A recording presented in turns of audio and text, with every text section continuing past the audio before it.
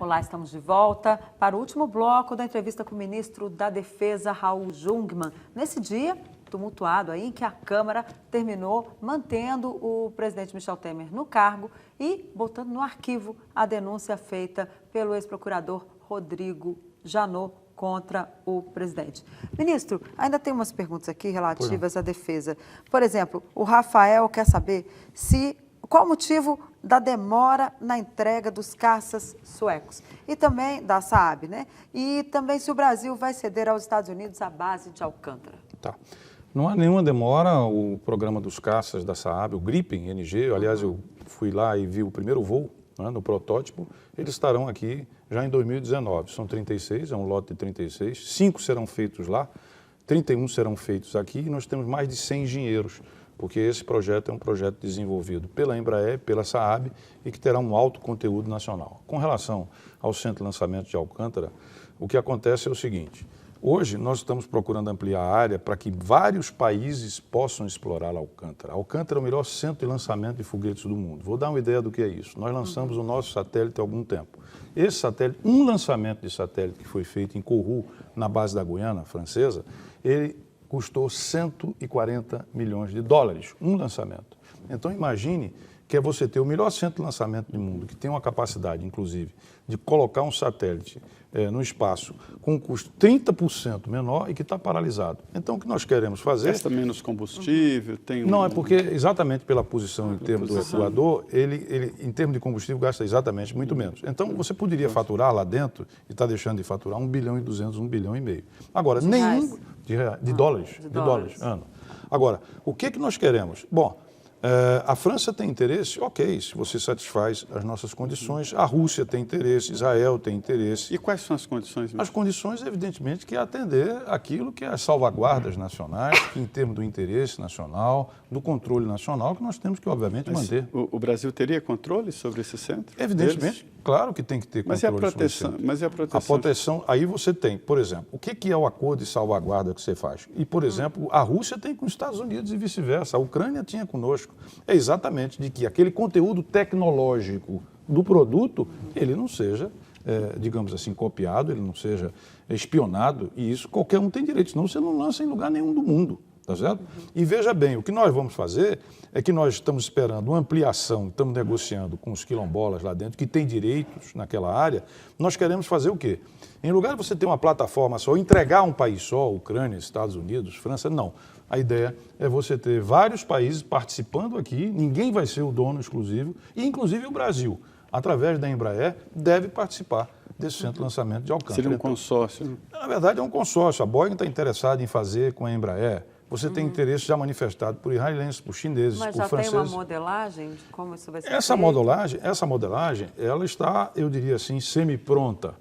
Agora nós estamos entrando em contato com os países que estão interessados, tá certo? Para exatamente discutir como nós vamos aproveitar. Porque isso é algo, eu diria assim, em termos de Brasil, que é um crime que nós estamos fazendo com nós próprios. Quer dizer, se você tem a capacidade de gerar recursos de 1 bilhão e 200 a 1 bilhão e meio de dólares, tem o melhor centro de lançamento do mundo, totalmente instalado, e ele não está funcionando, alguma coisa está muito errada. Por que o Brasil, então, não destina investimentos para isso? Bom, investimentos... Anos, nunca fizeram na verdade, nada, né? o que aconteceu, veja bem, em 2001, o governo Fernando Henrique mandou um acordo de salvaguarda para o Congresso Nacional que tem que ser aprovado lá. Só que com os Estados Unidos exclusivamente. Isso gerou uma fortíssima reação e tem algumas cláusulas lá que realmente não poderiam ser aceitas. Então, o que foi que nós fizemos? Nós retiramos esse acordo de salvaguarda, refizemos esse acordo de salvaguardas e, evidentemente, estamos discutindo com os países. Claro, e não vai ficar uma coisa só com ninguém. Vai ter Brasil, vai ter outros países lá dentro. Não vai ter monopólio para quem quer que seja. Ministro, eu queria voltar um pouquinho na questão política. Essa eleição de 2018, a gente já percebe que, como o senhor disse, há o perigo aí dos extremos, né, dos outsiders, e a gente percebe que ela vai ter um forte componente ético, né, porque as pessoas estão por aqui com a corrupção. Como que o governo e que o senhor, por exemplo, que é ministro, que eu não sei se o senhor quer ser candidato, mas se o senhor quiser, como que o senhor enfrentaria essa questão ética, uma vez que tem um presidente que foi denunciado, tem os 2 principais ministros do governo que estão no Palácio do Planalto, estão denunciados também, quer dizer, estão sob suspeita, digamos assim, né? Porque não pode dizer, tinha que fazer aí uma ampla investigação para saber como é que é realmente, se eles têm alguma parcela de culpa em alguma coisa. tem uma série de denúncias envolvendo o líder do governo, Romero Jucá. Quer dizer, como é que sai dessa... Qual o discurso que o governo vai ter para contrapor essa questão ética numa eleição? No caso do presidente, ele terá, sem sombra de dúvida, razões a alegar que por 2 vezes ele foi, digamos assim, julgado, entre aspas, pelo Congresso Nacional e 2 vezes foi rejeitado por um tribunal, evidentemente, de representantes populares. E até aqui... Mas é um tribunal político, né, ministro? Mas é o que a Constituição... Houve uma investigação e tal. Seja como for, mas também nenhum outro tribunal, seja judicial, seja ou não, o condenou absolutamente. E isso, de fato, eu acredito que é algo que pesa ao seu favor. Além disso, é bom lembrar que esse processo hoje que foi julgado, ele não significa dizer que ele parou. Não quer dizer isso. É apenas se ele continua ou não. E qualquer presidente, não é o presidente, qualquer presidente, depois de deixar a presidência, se ainda remanescer certas, digamos, desconfianças e questões a serem apuradas, o processo continuará. Tá certo? É apenas isso. Mas isso é lá em 2019, que vai saber se ele teve alguma culpa ou não, porque ele não pode ser julgado por um tribunal, porque ele não foi sequer, não houve autorização para que ele fosse investigado. Para isso. Exatamente, ele pode acrescentar, olha, investigaram toda a minha vida, viraram pelo avesso, sofri 2 processos que nenhum presidente na história do país sofreu e, de fato, eu não fui condenado e não tenho até aqui, porque, digamos assim, me colocar à parte da questão da disputa política ou qualquer outra que ele escolha na vida dele. Agora, o que eu acho que o Brasil enfrenta... Eu vou pegar um outro tema para te explicar melhor como eu percebo isso. Volta e meia se fala em intervenção militar. Não é? E aí eu pergunto o seguinte, intervenção militar para quê? Supondo, só a título de tese, para quê? Resolver o problema da Previdência? Não é o caso, estamos tentando encaminhar. Inflação está caindo, desemprego está caindo. Ah não, resta a questão ética da corrupção. Ora, eu acho que nós estamos vivendo um momento em que o Brasil está sendo passado a limpo, com tropeço, com avanço e tal. Aquilo que a minha geração, tá certo? A senhora é muito mais jovem do que eu, tá certo? Mas, sobretudo, tinha expectativa, e muitos brasileiros têm, está acontecendo. Quantos países hoje no mundo, me diz uma coisa, estão vivendo um processo de depuração na própria carne, como nós estamos vivendo hoje, com todos os avanços ou não? Nós estamos afirmando e consolidando a nossa democracia. Claro que é doloroso, claro que, aí eu lhe respondo, aqueles que tiverem realmente contas a prestar à justiça, melhor não concorrer, porque eu acho que o julgamento popular vai ser muito duro, tá certo? Mas, de fato, eu acho que nós estamos caminhando, então eu não vejo nenhuma necessidade disso. Pois é, ministro, mas assim, essa defesa de intervenção veio exatamente de militares, né? Isso teria quebrado a hierarquia militar. E o Ministério da Defesa foi considerado muito devagar com a punição.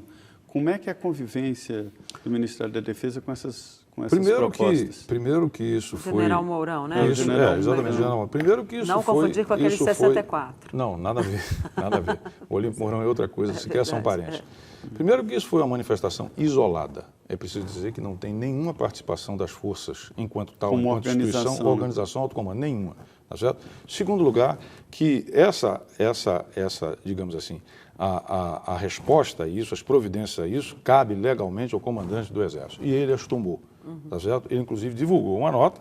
Primeiro eu o chamei, exatamente para que prestasse esclarecimento. Depois ele divulga uma nota onde ele diz no primeiro item, quem fala pelo Exército Brasileiro é o comandante. Claríssimo. Tá certo? Já exatamente desautorizando qualquer manifestação, porque quem fala pela instituição é ele.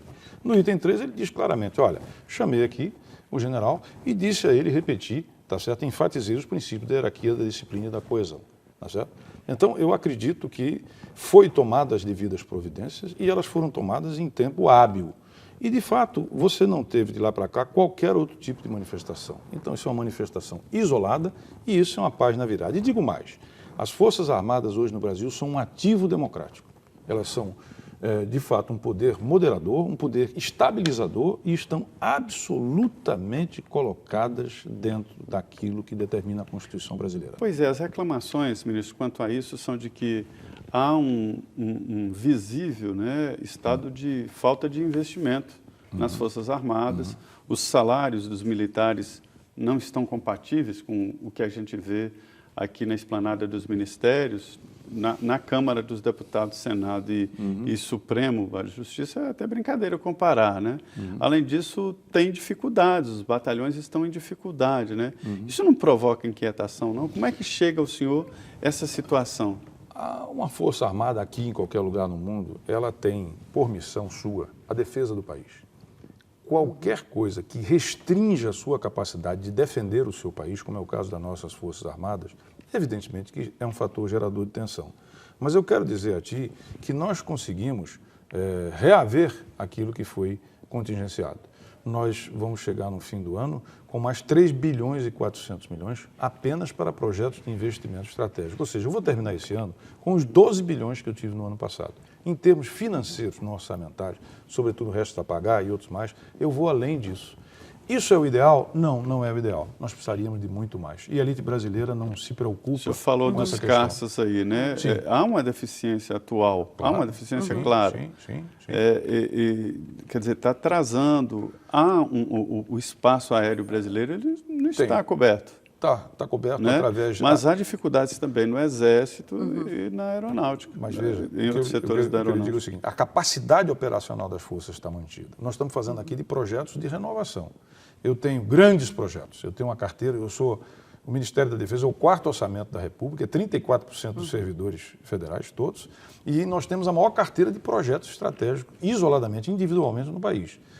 O que tem acontecido é que você tem empurrado a conclusão dos projetos mais para frente, mas o Gripen está dentro do seu cronograma, razoavelmente. Mas vai a parte de tartaruga, né, ministro? O quê? Vai a parte de tartaruga. Não. Eu já ouvi também dos comandantes militares que demora tanto para sair que quando sai a tecnologia já está lá na frente e nós chegamos ali com 20 anos de atraso. Mas de quem é essa responsabilidade? De uma elite que não sente o seu país ameaçado e de um conjunto de prioridades, tá certo, que se colocam antes da defesa. Só que tem um problema. É que você não improvisa um esquadro, não improvisa um exército, não improvisa uma força aérea. Nós temos capacidade operacionais de fazer a nossa defesa, mas nós precisamos entender que um país com 8 milhões e meio de quilômetros quadrados, com 4 milhões e meio de águas jurisdicionais, ele tem um papel, tá certo, que implica em... Aí se diz o seguinte, mas nós não somos ameaçados. Bom, reduz a sua capacidade além de um certo ponto e as ameaças todas vão aparecer.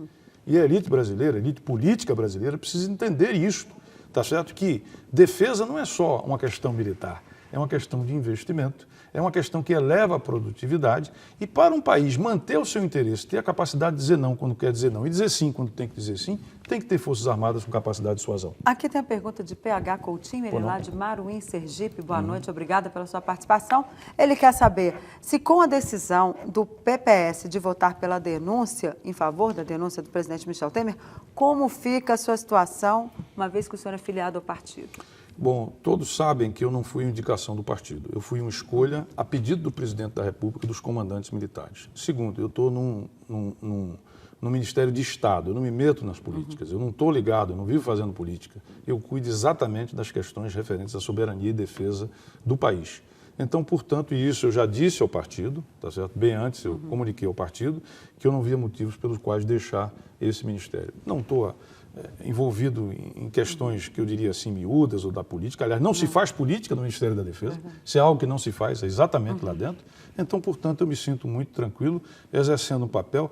Tem uma relação hoje de confiança e lealdade recíproca com os comandantes, que não me permite, inclusive, deixá-los nesse momento, e acho que eles entendem essa minha posição, e quanto ao partido, isso é algo absolutamente... Projetos em andamento, né? E a pergunta vem exatamente disso. O senhor revelou aqui que existem funcionários do Ministério da Defesa, né, das armas, em vários setores, e a pergunta aqui é exatamente isso, que existem trabalhadores militares, né, em vários órgãos do poder, e aí eles entram na FAB, o avião presidencial, e também os aviões da FAB que fazem esse transporte de autoridade. E a proposta dele é vender a frota de aviões para economizar, já que o país está sem dinheiro. Países muito menores do que o Brasil têm uma frota de transporte. Agora, imagine um país com essa dimensão, com as necessidades que ele tem. Por exemplo, nós fazemos, às vezes, as Forças Armadas, de uma maneira que eu entendo, é uma espécie de auto-ironia, elas dizem que são o posto Ipiranga. tá certo? Porque elas cuidam da Zika, elas cuidam do transporte de órgão para transplante, ela tem, sob a sua responsabilidade, o Exército, o maior programa de distribuição de água do mundo, no Nordeste, que está lá dentro.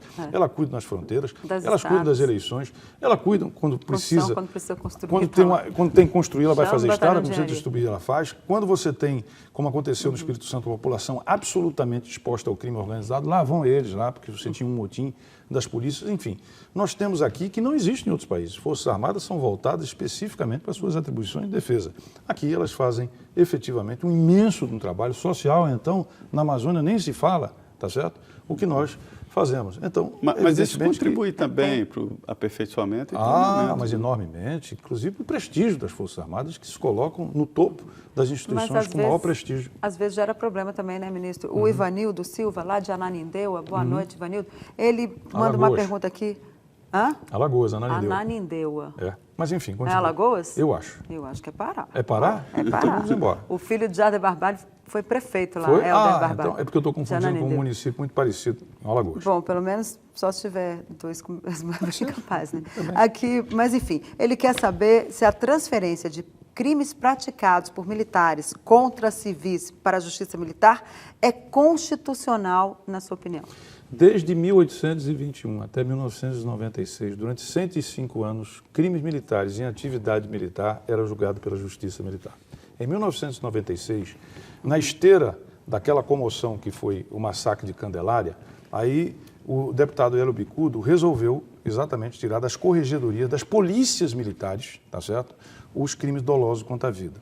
Na hora de votar, um deputado que não queria ver aprovado retirou o termo policial. E os militares que nada tinham a ver com isso, tá certo? Nada, eles entraram dentro desse processo. Então, voltar à justiça militar, e eu quero lembrar uma coisa, eu fiz um levantamento de 10 anos, de 86 a 96, quando mudou a legislação. Sabe quantos casos de crimes dolosos em atividade militar por militares? 5.